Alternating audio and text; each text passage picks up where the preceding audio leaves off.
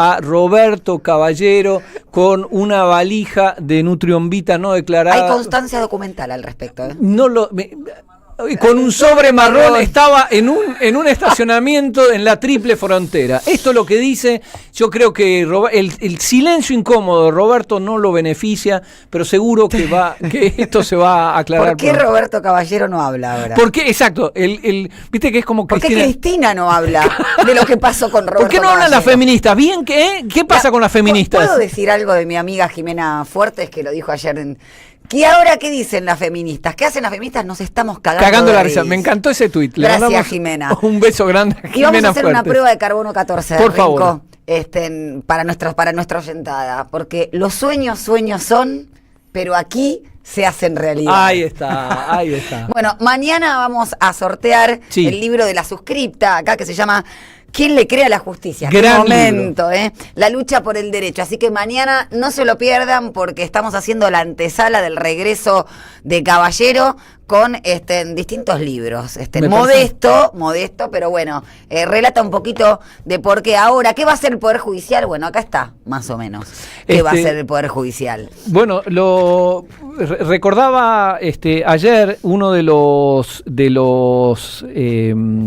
abogados de Cristina, justamente, Marcos Aldazábal. Él decía que la condena a Cristina se basó en mensajes que se referían a alguien de quien no surgía que hubiera cometido delito alguno, como la señora. A partir de esos mensajes, Cristina fue condenada por vialidad. Acá se identifica, habla de los mensajes que denuncian a Karina Milei como receptora de coimas, se la identifica claramente. Hay una persona que lo dice, hay otra persona también que corrobora eso. Así que Marcos Aldazábal concluye: veremos si la ley es igual para todos. Querida doctora Salvo, usted sabe que no. Bueno, por supuesto que no, los peronistas tenemos códigos, tenemos distintos códigos. Marcos Aldazábal, ahora lo vamos a desarrollar, también me enseñó ayer el eventual encubrimiento en que podría incurrir Jonathan Viale, lo que sucedió en la entrevista, ¿no? Porque al momento de que está por recibir una confesión, encubre. Pero bueno, hoy vamos a ver cuál es la dimensión jurídica de la criptoestafa, porque se ha dicho barbaridad de estupideces y no tanto, ¿no? O palabras excelsas. Hablábamos de Marcos Aldazábal, de cuál es el impacto jurídico que hizo el presidente, si era propio, si no era propio. Por supuesto, la ley existe y es obligatorio, es igual para todos. Después veremos cómo la interpreta el Poder Judicial. Pero a esos fines vamos a hacer un pequeño itinerario. El presidente crea la criptomoneda, ¿no? La famosa Libra. Efectivamente, a los 3 minutos el presidente sube un tuit con un link de pago. Lo promociona. La palabra es promociona, porque no era información pública. Esa información solo la tenía el presidente. El presidente mantuvo reuniones en lugares institucionales con estas personas.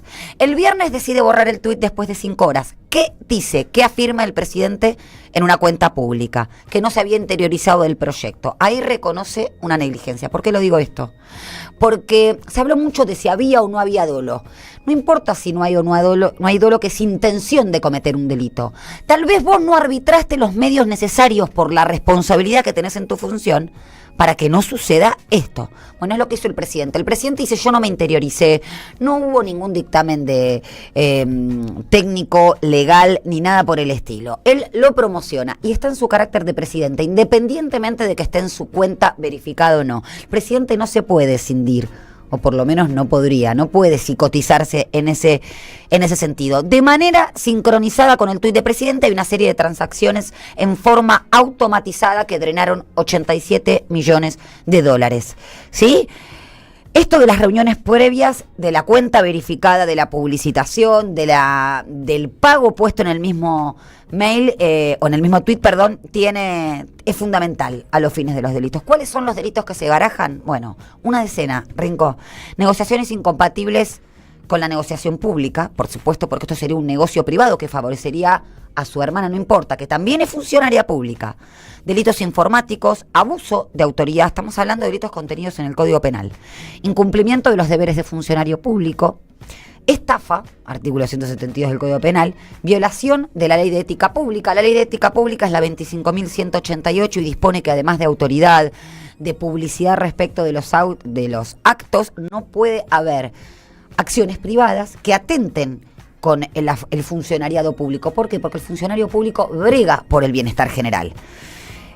Defraudación a la administración pública y el famoso asociación ilícita del artículo 210, cuando 3 o más personas se ponen, digamos, de acuerdo o hacen organización delictiva con los fines de burlar la ley, ¿no? Vamos a ponerlo en términos claros. Es decir, el dolo no es importante. Vos podés cometer un delito, no solamente por tener intención efectivamente de cometerlo, sino también por no hacer las acciones pertinentes con tu función. Y un funcionario público tiene esas obligaciones. Johnny Viale, lo que decíamos recién, la posibilidad de estar incurriendo en el delito de encubrimiento. Pero además hay algo fundamental que no tiene que ver con el derecho a una información veraz del famoso cuarto poder de la República, que es una columna en la democracia. La información veraz tiene un sujeto receptor, que somos nosotros las personas. O sea que no es lo mismo que te vengan por objetivo algo que no lo es y falten o atenten a la verdad, encubriendo incluso datos que conocen. ¿Qué denuncias y qué demandas hay hasta en la actualidad? Hay más de 200 demandas judiciales en Estados Unidos. Se denunció ante la SEC, que es una especie de comisión de valores en Estados Unidos, y el Departamento de Justicia también. Aquí, en la República Argentina, las denuncias están radicadas en el juzgado de Cervini de Cubría, no solamente contra Milei, sino contra la secretaria, su hermana de gobierno, Santiago Caputo, etcétera. Un proyecto de ley revocando las facultades delegadas establecidas en la ley de bases. Esto es central. La ley de bases, que es la misma ley del RIGI, que es la misma ley de la reforma laboral. Bueno, delega por un año facultades al presidente porque entiende que hay emergencia pública, financiera, económica, social, etcétera.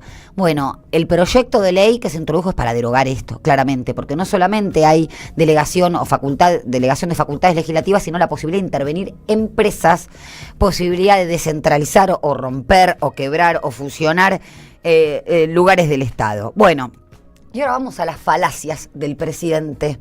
Él que a tanto falacia ad hominem, falacia esto, falacia el otro. Bueno, él dice que fueron menos de 5.000 personas. Y que esas 5.000 personas rara vez puede llegar a tocar a algún argentino. Hola, Fran Fijap y hola, hijo de Santilli, por ejemplo, ¿no? Ahora, el quantum, la cantidad de personas defraudadas, no tiene que ver con lo cualitativo de la comisión de un delito. El estándar constitucional que se le exige al presidente no tiene que ver con la cantidad de personas dañadas. Así que vamos a escuchar el audio número 18 para esto. Es falso que sean 44.000 personas. ¿Cuántos son? Wait a minute. Lo primero que hay que entender es que ahí había muchísimos bots. Con lo cual no son 44.000 personas de ninguna manera. Bots. Claro. En el mejor de los casos se trata de 5.000 personas. No importa, es mucha gente. Ok, digamos, cuando vos tenés en cuenta, que son nada más que 5.000 personas, y seguramente que diría, las chances de que haya argentinos es muy, muy remota. Lo que es muy importante entender es que son personas hiperespecializadas en este tipo de instrumentos. Es decir, dadas todas las dificultades que implicaba poder participar de este evento, ¿cuál es el punto? El punto es que vos tenías que ser un tipo hiperespecializado y estar recontrainteriorizado en eso. Mentira. Falacia, porque fueron 74.698 usuarios que perdieron 286 millones de dólares y según The Solana Post, el 95,6% de los estafados eran pequeños inversores que habían puesto menos de $10.000, ¿no? Ahora, la expertise o no la expertise del defraudado es totalmente irrelevante también. Eso es lo que hay que saber, ¿no? Por eso digo, me parece importante destacar esto de que hay datos que son totalmente irrelevantes para los fines de la comisión de un delito. Pero después Milei comparó al Estado con un casino y con una ruleta rusa. Escuchamos el audio número 19. De vuelta, si vos vas al casino y perdés todo, te digo, ¿qué respuesta? Si fuiste al casino. Los que entraron en ese mercado son tipos hiper sofisticados. ¿Vos te crees que, cualquiera puede tradear acá? ¿Vos sentís que te hicieron...? No, pero quiero que entiendas sí, te escuché. que son traders de volatilidad. Sí, que sabían el riesgo que estaban asumiendo. Absolutamente. Es decir, esos, digamos, o sea, es como que ¿entendés? Alguien va y juega la ruleta rusa y le tocó la bala. Sí. Dale. La certeza o no de asumir un rol por parte de quien juega en esto, vamos a decirlo así, no tiene nada que ver con la responsabilidad de Milei. El señor Milei es presidente de la nación y promocionó, y acá está la diferencia, una cosa es difundir, si él hubiese dado un retweet, que ya también habría negligencia, y otra cosa es postear con datos que no tiene conocimiento el público, porque él cumplió el rol de influenciador, ¿no? Al cumplir ese rol influenciador, que obviamente coincide con su función presidencial, lo que hace es ser parte de ese delito. Entonces, y otra de las cosas, el Estado no es una empresa, hay que decirlo, ¿no? No tiene fines de rentabilidad. No podemos hablar de un casino y mucho menos de una ruleta rusa, sobre todo un día como hoy, ¿no? Cristina cumpleaños, en un país donde se atentó contra la vida de la vicepresidenta con un chumbo en la cabeza, ¿no? Así que eso por lo menos es irresponsable. Y por último, el presidente dice, yo lo hice como ciudadano, no como presidente, y lo tuiteé porque me fanaticé. Ahí hay otro reconocimiento del fanatismo, ¿no? Ambas declaraciones vas de la mano, porque él alega como una suerte de falta de discernimiento. Vamos a escuchar el audio de un número 20, a ver cómo lo dice. Bueno que lo señales como ciudadano, porque tuiteé desde mi cuenta personal. Sí, pero ya te diste cuenta que no, que sos presidente. Bueno, me lo dijiste antes. Pero sí, pero mi cuenta es mi cuenta personal. Está bien, pero sos el presidente. Fíjate que dice mi cuenta de Twitter, abrila. Economista, sí, ya sé. Ok. Bueno, entonces yo voy a decir también, ¿no? Voy a tuitear o voy a poner algo en una demanda y voy a decir, pero esto es una opinión personal, no tiene nada que ver con un juicio. Está ejerciendo la primera magistratura. Ahora, si es personal, ¿por qué mandó al ministro de Justicia a defenderlo? ¿No? Y esto es importantísimo. El presidente, cuando actúa en ejercicio de sus funciones, lo hace desde un lugar verificado, no puede alegar responsabilidad personal. Es irrelevante, es inocuo que lo diga. Por supuesto es una defensa que puede servir a los fines mediáticos, pero no a los fines jurídicos. Y para cerrar, ¿se acuerda que este es un gobierno que dijo dentro de la ley todo y fuera de la ley nada? Lo viene diciendo incluso desde el debate presidencial. Omití una cosa, hay un pedido de juicio político, que es el mecanismo constitucional por el cual se revisa la comisión de delitos o el mal desempeño de las funciones de un presidente. Tenemos a la Cámara de Diputados como acusadora y a la Cámara de acusadora y a la Cámara de Senadoras como una suerte de juzgadora. Primero se tiene que constituir la comisión, tiene que haber recabamiento de pruebas, ya sabemos que es muy complejo, lo vimos con la Corte Suprema, pero bueno, es el mecanismo constitucional. ¿Qué decía Javier Milei en plena campaña presidencial en el debate acerca de la legalidad, la misma que él violó hoy? Audio número 21.